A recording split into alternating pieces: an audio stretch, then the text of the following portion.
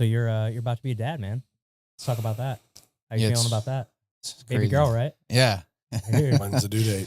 It's June 11th. Okay. Oh, damn. My son was born on the 6th. So June 6th? Yeah. Yeah. Okay.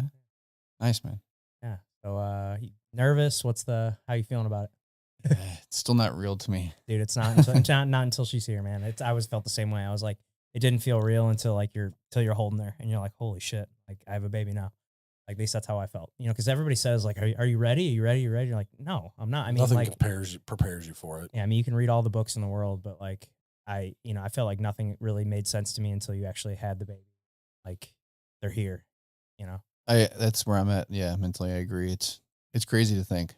Yeah, because like I mean, the woman, she's so connected to that baby because growing inside her. But then like us as the guys, like it just it's real. Obviously, you can see the baby. I mean, you can see her belly growing. You can feel the baby kicking, but like it's not really real, or not. It's not. Doesn't feel very real until like they're here. It's very eye opening. I'm excited for you to experience that. Me too. I think. Yeah. No, you're gonna do great, man. It's I mean, if someone is driven and as hardworking as you're gonna take all these amazing characteristics that you have and you're gonna apply them to being a dad. I'm sure. It's a goal, man. It's a goal. Yeah. Not raising a weak person, right? No. So are you gonna make her train jiu-jitsu? Yeah, I don't know if I'd say make, but like are you gonna? I definitely am going to. Yeah, I probably will make at first. I'll be like, all right, we got to at least do this thing. Gotta have a baseline. Yeah. Now I will protect yourself, kind of thing. It wouldn't be like, okay, you have to do this forever, but it's like you got to do it. I do think, yeah, at some level, not as a sport, but yeah, I think as a foundational, measure for just being a prepared human, I think that there is some level of like mandatory training that should be necessary. Yeah, it's definitely happening. Yeah, she's gonna hopefully be a wrestler. I would NCAA man's taking girls dude, now, it is. so it is. Yeah, we got 20 years, but 18, but yeah, that would be cool. It's plenty of time. Get her ready. Yeah.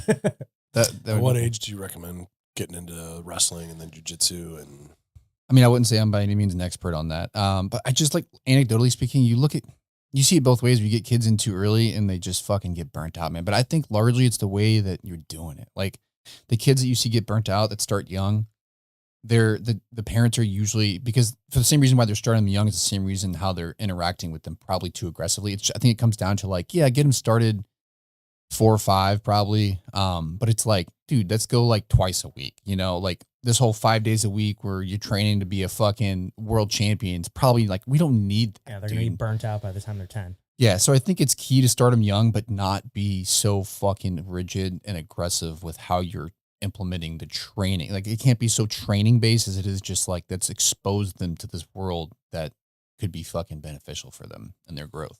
Yeah. I was told something once that parents, we can't make our kids love something, but we can make our kids hate something. That's absolutely. Yeah. Like we can't make them fall in love with wrestling and jiu-jitsu, but as much as I want that, we can't force it. They have to love it themselves for them to want to do it every day.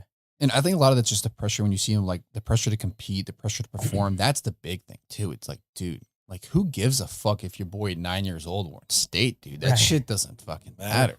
No. I mean, that's where it really gets dicey. That's something for you to go brag about to your buddies, not for the kid. Yeah.